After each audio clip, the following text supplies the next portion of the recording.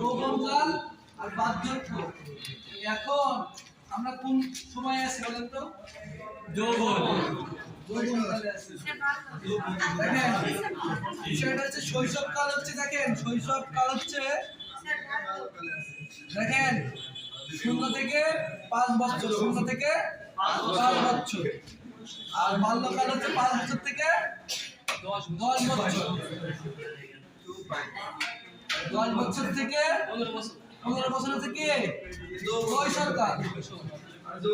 আর যৌবনকাল হচ্ছে 15 বছর থেকে 40। আর দেখেন 40 থেকে 80। এটা হচ্ছে বার্ধক্য, এটা হচ্ছে বার্ধক্যকাল। ঠিক আছে? এখন এই দেখি এই সন্ধান করতেছি না, এটা দিয়ে দেখেন এই এক একটা প্যাটার্ন, এক একটা স্টেপে এক একটা চাওয়া থাকে মানুষের।